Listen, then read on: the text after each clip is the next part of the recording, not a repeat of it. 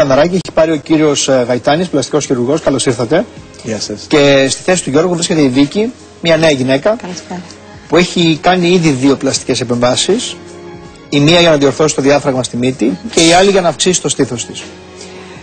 Βίκη, πολλοί άνθρωποι που κάνουν πλαστική μύτης, υπάρχει αυτό το ταμπού ακόμα, λένε ότι κάνουν πλαστική μύτης για το διάφραγμα. Βέβαια, πολλοί διορθώνουν για το διάφραγμα, αλλά δεν θέλουν να πούν ότι έφτιαξα και τη μύτη μου.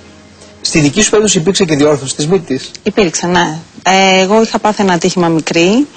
Είχα σπάσει τη μύτη μου, με αποτέλεσμα κάποια στιγμή οι γιατροί να πούν στους δικούς μου ότι μεγαλώνοντας θα πρέπει να τη φτιάξω. Πέταγε το κόκαλο εδώ το ορεινικό. Είχα σπασμένο διάφραγμα, είχα πρόβλημα με την όσφρησή μου, αναπνοή. Δεν μπορούσα να κοιμηθώ, στην πολύ ζέστη δεν μπορούσα να αναπνεύσω καλά, οπότε έπρεπε να το κάνω και ταυτόχρονα να κάνω και αιρινοπλαστική. Στη δεύτερη που αφορούσε την αύξηση του στήθους, ποιο ήταν το κίνητρο? Το κίνητρο πάλι ήταν το ότι να αισθάνομαι εγώ καλύτερα. Κάποια στιγμή είχα χάσει πάρα πολλά κιλά, έχασα εννοείται και το στήθος που είχα, οπότε δεν αισθανόμουν εγώ καλά μετά με αυτό. Κύριε Γαϊτάνη, φαντάζομαι ότι το βασικό κίνητρο για μια πλαστική επέμβαση είναι η βελτίωση του σώματος. Από εκεί δεν ξεκινάμε. Μπορείτε να καταλάβετε ποιοι από τους ανθρώπους έρχονται σε εσάς απόλυτα συνειδητοποιημένοι, όπως μπορώ να καταλάβω ότι ήρθε η Βίκη και κάποιοι άλλοι οι οποίοι ενδεχομένως να υποκρύπτουν κάποια ψυχική διαταραχή από κάτω? Βεβαίως. Και είναι στα καθήκοντα του πλαστικού χειρουργού, εκτός από ένα γενικό ιατρικό ιστορικό, στη συνέχεια να ζητήσει να μάθει για ποιο λόγο ο ασθενής που έχει απέναντί του θέλει να κάνει αυτή την επέμβαση. Στις περισσότερες περιπτώσεις το έχουν πει ήδη οι ίδιοι. Δηλαδή σου λένε, ιδιαίτερα στις γυναίκες για την αυξητική στήθους, ότι το στήθος μου άδειασε, ντρέπομαι, δημιουργεί δυσλειτουργίες στην καθημερινή μου ζωή, δεν δείχνω το στήθος μου στον σύντροφό μου, δημιουργεί προβλήματα με τα ρούχα που φοράω. Άρα ξέρουν τι ζητάνε, ξέρουν για ποιο λόγο το ζητάνε αυτό που ζητάνε. Η υπερβολή φαίνεται εύκολα. Μπορείς να καταλάβεις αν μια γυναίκα θέλει την υπερβολή. Την υπερβολή την οποία φαντάζομαι ότι ένας πλαστικός χειρουργός ο οποίος σέβεται τον εαυτό του δεν την ενθαρρύνει.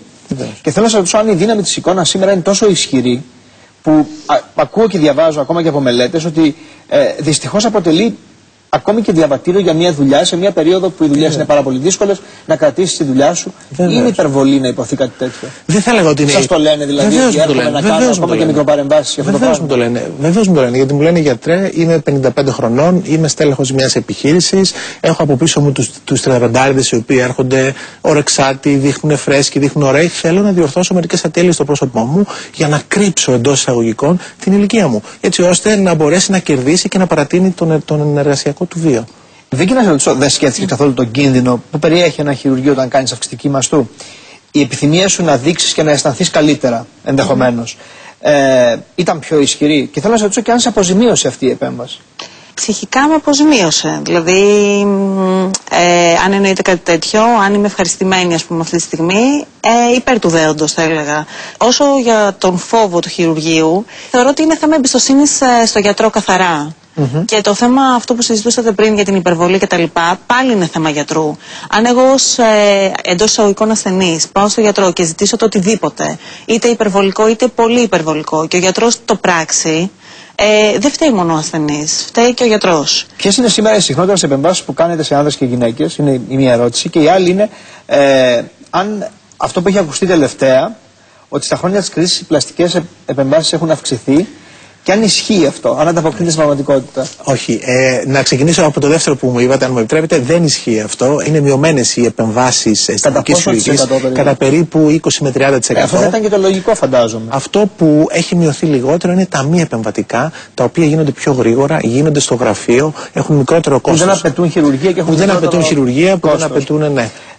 Συχνότερες επεμβάσεις σε άνδρες και γυναίκες? Οι συχνότερες επεμβάσεις στις γυναίκες είναι οι λιπαναρροφήσεις και στη συνέχεια έρχονται οι αυξητικές επεμβάσεις στήθους και στη συνέχεια οι ειρηνοπλαστικές, και στους άντρες είναι κυρίως οι λιπαναρροφήσεις. Βίκη, έχεις σκεφτεί αν δεν είχε πετύχει κάποια από τις επεμβάσεις που έκανες και δεν σου άρεσε το αποτέλεσμα, τι θα έκανες μετά?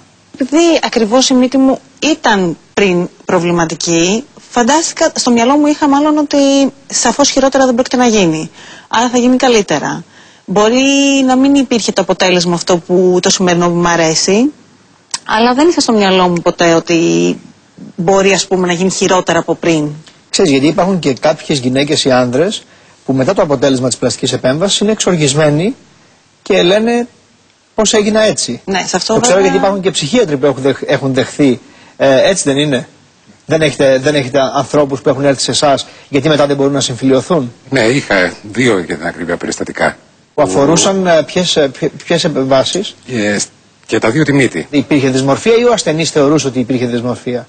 Εγώ δεν μπορούσα να δω αυτή τη δυσμορφία. Εσείς δεν μπορούσατε να το δείτε? Αλλιώς δεν θα κουβεντιάζα, θα πήγαινε πίσω. Νομίζω αυτό το παράδειγμα μας δίνει να κατανοήσουμε πως πολλές φορές, αν δεν είμαστε έτοιμοι, δεν πρέπει να μπαίνουμε σε τέτοιου είδους διαδικασίες. Η πλαστική χειρουργική είναι ικανή να κάνει έναν άνθρωπο ευτυχισμένο, ή είναι υπερβολή να το πούμε αυτό? Και αν ας πούμε γίνει στραβή και δεν εκπληρώσετε τις προσδοκίες του, εκείνη πως γίνεται πιο δυστυχισμένος? Η πλαστική χειρουργική είναι ικανή να διορθώσει ατέλειες.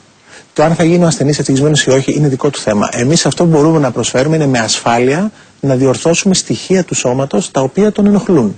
Συνάντησα, κυρίες και κύριοι, τη Ζωή Λάσκαρη και ξεκίνησα μια συνέντευξη μαζί της δίνοντάς της μια φωτογραφία στην οποία δεν ήταν 20 ετών. Τη ρώτησα απλά πράγματα, αν μπορούμε να συμφιλιωθούμε με την εικόνα μας, αν αυτό είναι εφικτό, καθώς περνούν τα χρόνια και καθώς η επιστήμη σήμερα έχει τη δυνατότητα να μας βοηθήσει να αλλάξουμε την εικόνα αυτή και να την κάνουμε ενδεχομένως καλύτερη και να νιώθουμε πιο ευτυχισμένοι. Οι απαντήσεις της έχουν εξαιρετικό ενδιαφέρον.